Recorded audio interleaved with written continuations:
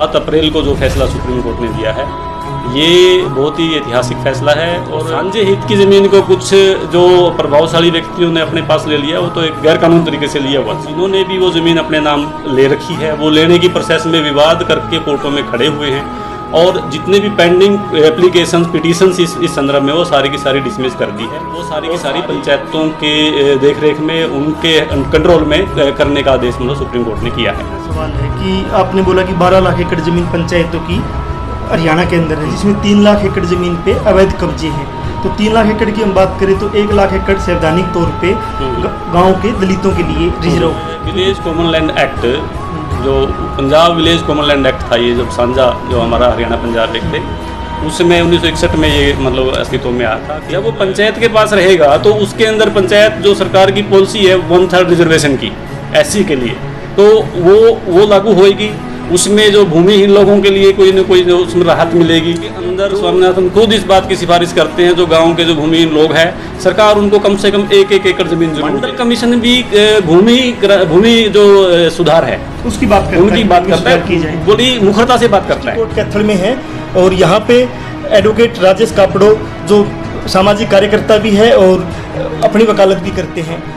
7 अप्रैल को फैसला आता है सुप्रीम कोर्ट का और सुप्रीम कोर्ट का फैसला आता है कि जो गांव की कॉमन लैंड की जो ज़मीन थी, खाता मुश्तरका की ज़मीन थी, जुमला मालकान की ज़मीन थी और जो दे आबादी की ज़मीन थी, जो शामलात की हम ज़मीन बोलते हैं, उस ज़मीन उस पर जो अवैध कब्जादारियों ने कब्जा किया हुआ था लंबे टाइम से, उनको वापस वो ज़मीन पंचायत के पास जाएगी। इसके बाद में पूरे हरियाणा के अंदर एक भूचाल छाया हुआ है।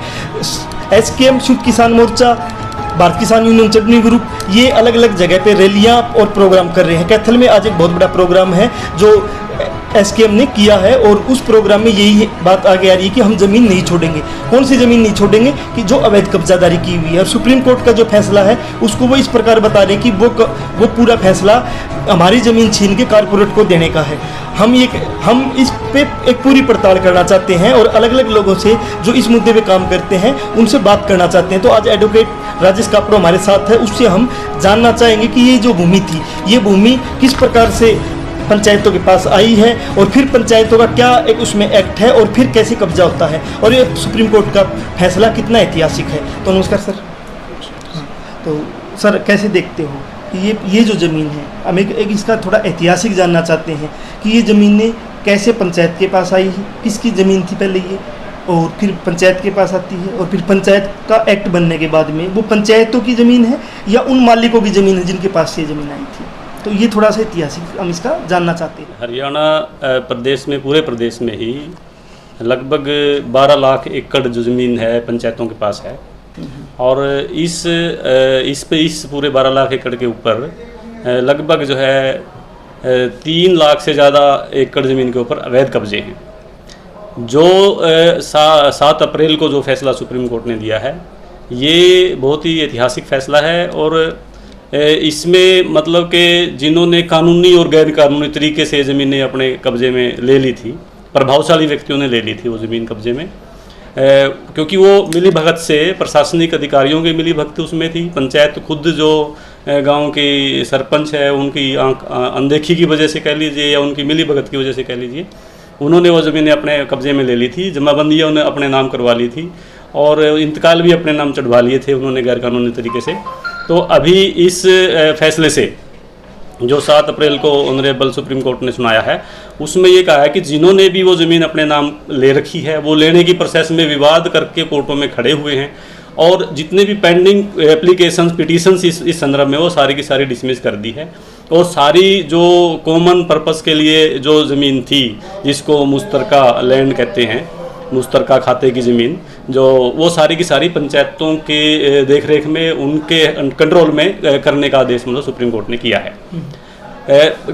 उस समय कंसोलिडेशन के समय में जब हम इसको कहते हैं कि हरियाणवी में देसी में चकबंदी के समय में मतलब वो ज़मीन कुछ रखी थी बचत के लिए गाँव के साझे हित के लिए। वो साझे हित की ज़मीन को कुछ जो प्रभावशाली व्यक्तियों ने अपने पास ले लिया वो तो एक गैर कानूनी तरीके से लिया हुआ था। तो उस उनकी जो गैर कानूनी काम के ऊपर उन्होंने रोक लगाई। सवाल है कि आपने बोला कि 12 लाख एकड़ ज़मीन पंचायतों की हरियाणा के अंदर है, जिसमें 3 लाख एकड़ ज़मीन पे अवैध कब्जे हैं। तो 3 लाख एकड़ की हम बात करें तो 1 लाख एकड़ सैद्धांतिक तौर पे गांव के दलितों के लिए रिजर्व है, क्योंकि 33% रिजर्व है। तो सीधा सीधा 1 लाख एकड़ जमीन उनकी रिजर्व पे कब्जा किया हुआ है, बाकी 2 लाख एकड़ में भी वो हिस्सेदारी कर सकते हैं। तो इस पूरे मसले में जो कॉमन, मैं एक बार ये जानना चाहता हूँ कि पंचायती जो एक्ट है वो कॉमन जो भूमि है उसको इस्तेमाल कैसे किया जाए, किस पर्पज में इस्तेमाल हो सकती है, वो क्या कहता है? ये सारी ज़मीनें विलेज कॉमन लैंड एक्ट, जो Punjab village common land act था, ये जब साझा जो हमारा हरियाणा पंजाब एक थे, उसमें 1961 में ये मतलब अस्तित्व में आया था कि गांव की पंचायती ज़मीनों को, समलाती ज़मीनों को कैसे देख रेख करना है। तो उसमें साझा हित का मतलब ये है गांव में कोई स्कूल बनना हो, कोई न कोई प्लेग्राउंड बनना हो, कोई न कोई और पब्लिक के इंटरेस्ट की कोई चीज़ बननी हो, कोई अस्पताल बनना, हॉस्पिटल बनना हो। दूसरा, जो गांव में तो बेज़मीने लोग भी है बड़ी संख्या में, 19-20% आबादी गांव में बेज़मीने लोगों की है। तो उन लोगों के बसाने के लिए, जैसे जैसे आबादी बढ़ती है तो उनको बसाने की भी एक समस्या खड़ी होती है गांव में। तो ये उस एक्ट के अंदर ये प्रोविज़न है कि हरियाणा सरकार ग्राम पंचायत जो अपने एरिया के अंदर या अपने ग्राम पंचायत के अंदर जो भी बेज़मीने लोग हैं और उनको आवास के लिए, घर बनाने के लिए जो ज़मीन की ज़रूरत पड़ती है, तो फ्री ऑफ कॉस्ट वो उनको देने के लिए भी उसके अंदर ये प्रावधान है। तो गांव की पंचायत के पास अगर कॉमन पर्पज़ के लिए रखने के लिए लैंड होगी, ज़मीन होगी, तभी तो वो इस तरह की जो कल्याणकारी योजनाएं हैं, स्कीमें हैं, उसको बना सकती है। अगर वो सब कब्जा में है दूसरे लोगों के तो वो नहीं कर सकती है। अलग अलग समय पे ये हुआ कि गरीब लोगों की लिस्ट बनती है और 100 गज के प्लाट उनको दिए जाते हैं। वो अलग अलग टाइम पे 95 में भी दिए गए हैं, 2008 में भी हुड्डा सरकार में ये था, उससे 95 से पहले भी दिए गए हैं। लेकिन होता ये है कि जब लोगों को लगा ये जो ज़मीन है, जो कॉमन लैंड है, ये ज़मीन जो बिस्वेदारों की ज़मीन एक दौर पे कटी थी और कॉमन लैंड बनी थी, तो उनका ये कहना है कि ज़मीन के मालिक हम हैं, हमारे बाप दादाओं की ज़मीन थी, वो हमारी ज़मीन कटी, जबकि वो ये समझने के लिए या ये मानने के लिए तैयार नहीं है कि यह ज़मीन अभी पंचायत में जा चुकी है। तो उन्होंने किया क्या कि जगह जगह पे पंचायतों के साथ मिलके उन्होंने वो ज़मीनें अपने नाम 500 गज, 200 गज या अपनी वो बांट ली। उसको कैसे देखेंगे? अभी जो ये फैसला आया सुप्रीम कोर्ट का, ये उसी को रोकने के लिए आया है। मतलब कि कुछ लोगों ने तो अवैध कब्जा अवैध रूप से बांट लिया आपसी समझदारी की वजह से, मतलब आपसी समझदारी के आधार के ऊपर। कुछ जगहों पे पंचायतों से अपने इंतकाल नाम करवा लिया, अपने नाम भी करवा लिया कानूनी तौर पे। सुप्रीम कोर्ट का ये फैसला दोनों को ही मतलब कि रोकता है, दोनों कार्यों को गैर कानूनी घोषित करता है। और वो ये कहा है उसने कि चाहे किसी का केस पेंडिंग हो, चाहे किसी का इंतकाल चढ़ गया हो, चाहे किसी ने उसके ऊपर अवैध कब्जा कर रखा हो, सारी की सारी ज़मीनों को एक झटके में, जो 7 अप्रैल को जो जजमेंट प्रोनाउंस हुई है, एक झटके में उसको पंचायत के मैनेजमेंट कंट्रोल में उसने कर दिया है। तो 100 गज के प्लाट जो गरीब लोगों को मिले थे, भूमिहीनों को, उनका क्या होगा? इसमें कुछ वो गैर कानूनी नहीं था, वो विलेज कॉमन लैंड एक्ट के अंदर उसका प्रोविज़न है कि पंचायत अपने गांव में रहने वाले बेज़मीने लोगों को फ्री ऑफ कॉस्ट रहने के लिए, घर बनाने के लिए वो प्लाट उपलब्ध करवाएगी। 2008 में जो हुड्डा गवर्नमेंट ने उसमें में ये मतलब कि स्कीम लेके आई थी, उसमें ये भी था कि अगर जिस गांव में विलेज वो पंचायत ज़मीन नहीं है तो वो खरीद के एक्वायर करके कानूनी तरीके से फिर वो उनको वो देगी। ये उस स्कीम के अंदर जो महात्मा गांधी ग्रामीण बस्ती योजना की स्कीम थी, उसमें ये प्रावधान था। लेकिन जो कई जगहों पे, हमारे यहाँ कैथल में भी एक गाँव छोत में इन्होंने विरोध किया, किसान यूनियन वालों की तरफ से भी इसका विरोध आया था कि ये जो इस ग्रामीण बस्ती योजना के तहत दलितों को ज़मीन बेज़मीनों को ज़मीन क्यों दे। ये मतलब कि जातिवाद की जो पराकाष्ठा है और सामंतवाद जिसको कहते हैं, मतलब कि चौधरशाही जिसको कहते हैं, उसकी ये मतलब कि अंतहीन मतलब ये बकवास वो थी एक समय में कि कानून को मानने के लिए भी तैयार नहीं थे। बहुत जगह पे प्लाट कटने के बाद भी जब गरीबों को निशानदेही हो गई, अभी भी आंदोलन करके 95 के प्लाट भाटड़ा गांव के लोगों ने आंदोलन करके अब लिए हैं। ऐसी रतिया के गांव में 95 में प्लाट मिले हुए, अब लिए। आप सोचो 95 में प्लाट कटते हैं, 2022 में इनको कब्जा मिलता है। अभी भी नहीं मिले हैं यहाँ पे, बहुत जगह नहीं मिले हैं। हाँ, अभी भी नहीं मिले हैं। डिस्प्यूटेड जगह पे दे दिए हैं, खड्डों की जगह पे दे दिए हैं जहाँ पे रहना ही नहीं है, गाँव से बहुत दूर दे दिया है जहाँ पे वो रह ही नहीं सकते, कोई दूसरी सुविधाएं वहाँ पे नहीं है। वो एक दूसरा मसला है।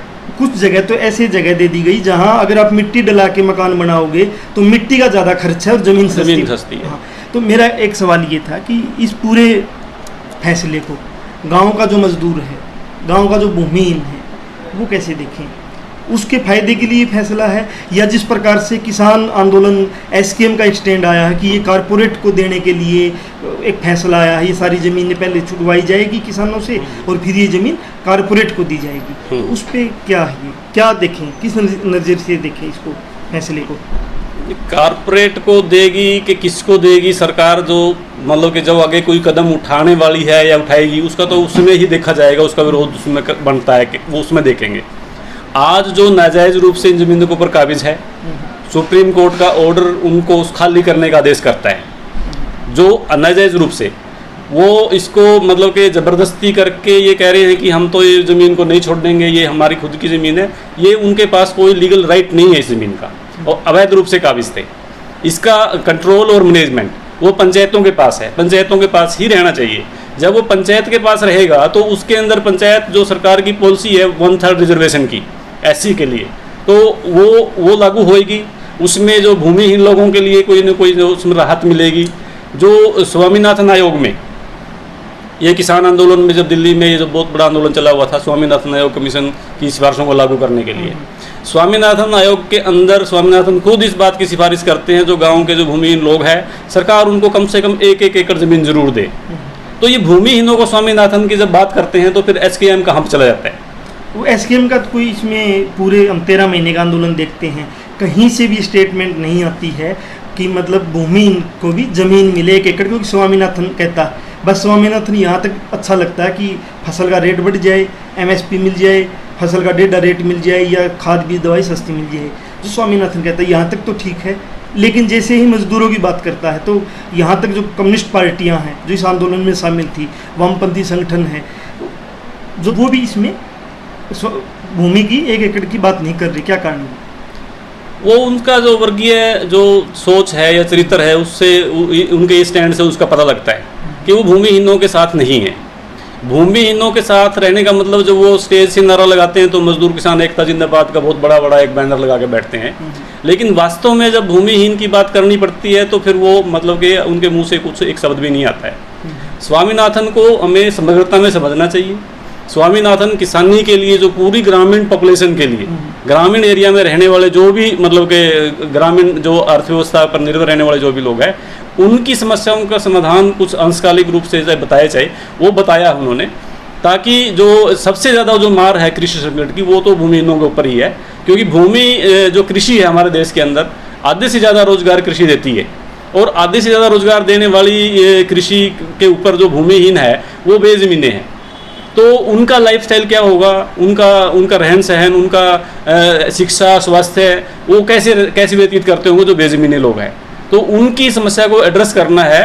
तो ये जो मतलब कि अभी आया है जजमेंट सुप्रीम कोर्ट का जो मुश्तरका लैंड को मतलब कि कब्जों से हटाने वाला, तो उसमें कम से कम जो है 1/3 पॉलिसी जो सरकार की बनती है कानून तौर पे, ये उनका हकदार है भूमिहीन लोग, तो ताकि वो ज़मीन को अपने उस पर ले, बटाई पे ले या जो बोली पर छुड़वाए, उस ऊपर खेती करे, कुछ तो उनको एक थोड़े समय के लिए राहत देने वाली बात है ये। मतलब दूसरा इसमें जो एसकेएम या कम्युनिस्ट पार्टियां या फिर जो भी आंदोलनकारी किसान यूनियनें हैं उनकी ही बात नहीं है। ये जो दलित सोकाल दलित जो ऑर्गेनाइजेशन है, अम्बेडकर राइट्स जो लोग हैं, जो मंडल कमीशन की भी बात बहुत बार हम करते हैं, मंडल कमीशन रिजर्वेशन के बारे में, मंडल कमीशन भी भूमि जो सुधार है उसकी बात करता उनकी बात करता है, बड़ी मुखरता से बात करता है। इसके ऊपर बहुत कम बात होती है अम्बेडकर राइट सेक्शन में कि हम मंडल कमीशन को उस एंगल से भी, ज़मीन के एंगल से, भूमिहीनता के एंगल से भी हम देखें।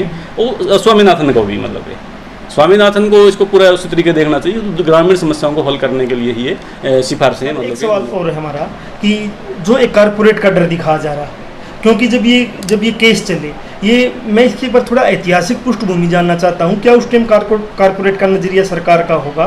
क्योंकि जब 100 गज के प्लाट देने की बात आती है, जब भी कोई गांव के भूमिहीन को कुछ रियायत देने की बात आती है, उनके लिए कुछ धर्मशाला बनने की बात आती है, तो उस टाइम यही प्रभावशाली जातियों के लोग जिनका गाँव में प्रभुत्व होता है वो कहते हैं कि ये ज़मीन तो हमारे बाप दादाओं की है, हमने गाँव बसाया था, हम विश्वेदार हैं, और ये गाँव को क्या मांगते हैं। जो गाँव के जो ऐसी कम्युनिटी के लोग होते हैं, जो गांव के मजदूर होते हैं, जो गांव में मुजारे भी थे, उनको ये कहते हैं कि ये गांव को क्या मांगते हैं। जब उनको कोई रियायत देने की बात आती है तो अब एक नई बात है कि कारपोरेट की बात आ गई। 100 गज के अब उनको रियायत देनी है तो भी आप नहीं दे रहे हो, और कारपोरेट को का भी आप डर दिखा रहे हो।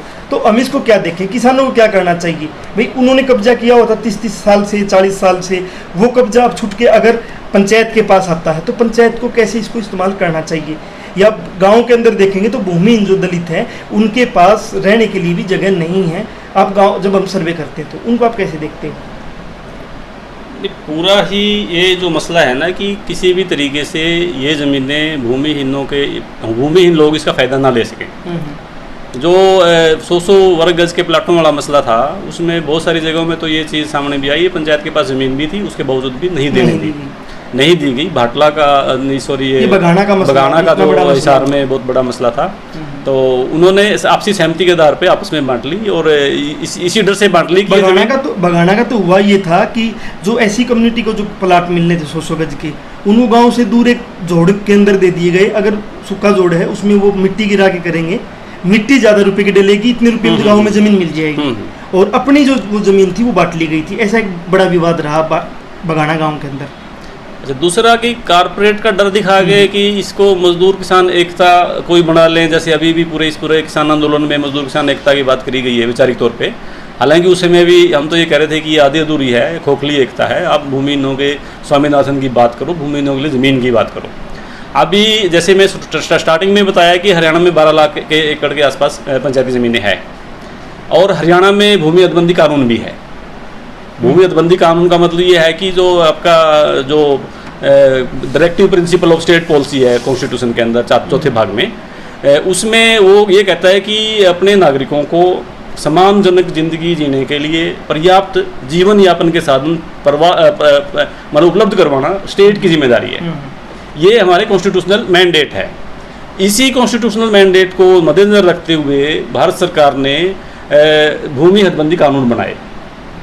हरियाणा में 1972 में कानून बना, 1950 से लेकर 1972 तक कोई कानून नहीं बनाया।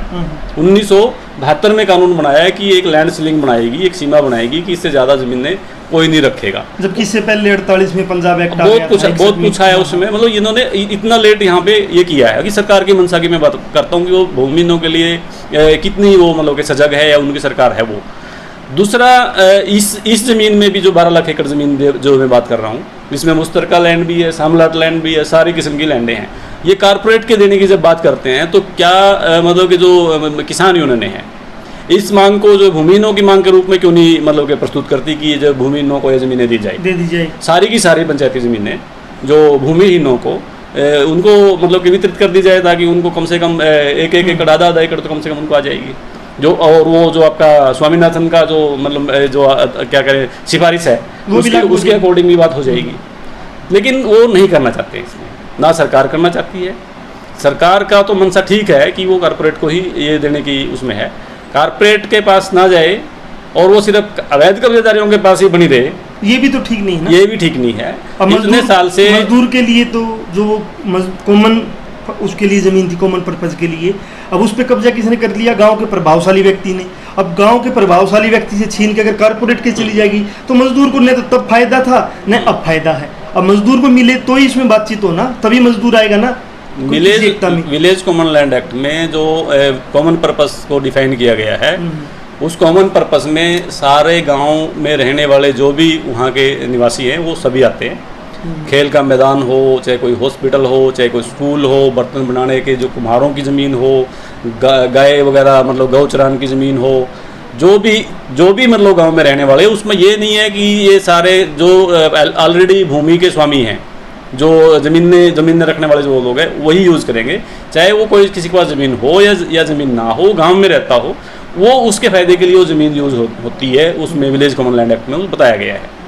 ये सिर्फ ये कहेगा कि नहीं हमारे पास ये ज़मीन थी और ये तुझको हम ही रखेंगे, ये गलत बात है। इसका मतलब ये सुप्रीम कोर्ट ने अच्छे से इसको मतलब डिफ़ाइन किया है, और लगता है कि अभी सरकार थोड़ा सा इसको मतलब सख्ती से लेगी। और मेरी जो ओपिनियन ये भी है कि इतने साल से जब ये कह रहे हैं कि हम इस पर काबिज हैं, तो भाई इतने साल से आप इसके ऊपर काबिज हैं तो या मतलब आपसे तो क्यों नहीं इससे जो आपने इससे फ़ायदा लिया है वसूला जाए। जो लाभ आपने इससे अवैध रूप से उठाया है उसको वसूला जाए आपसे। तो ये पोजीशन बनती है आपकी। मतलब आप कह रहे हैं कि नहीं हम तो इसको मालिक ही बनाओ। मेरा एक सवाल और है कि देखो, एक एक फैसला हुआ सुप्रीम कोर्ट का, उससे हरियाणा का बहुत बड़ा तबका प्रभावित होने वाला है। और एक तबका है जो शांत बैठा, जिसको हम भूमिहीन कह सकते हैं, मजदूर कह सकते हैं, गांव में वो मजदूर ही बहुमत में दलित है, वो दलित कह सकते हैं। उनको आप क्या संदेश देना चाहोगे? क्या वो अब चुप बैठे रहे, या इस फैसले का स्वागत करते हुए इस ज़मीन को वापस कॉमन लैंड में मिलाया जाए? उनको क्या करना चाहिए? या उन्होंने किसानों से भी डायलॉग करना चाहिए कि अवैध तौर पे जो लोग बसे हुए थे, अवैध कब्जे तो वैसे भी विरोध ही होना चाहिए ना अवैध कब्जों का।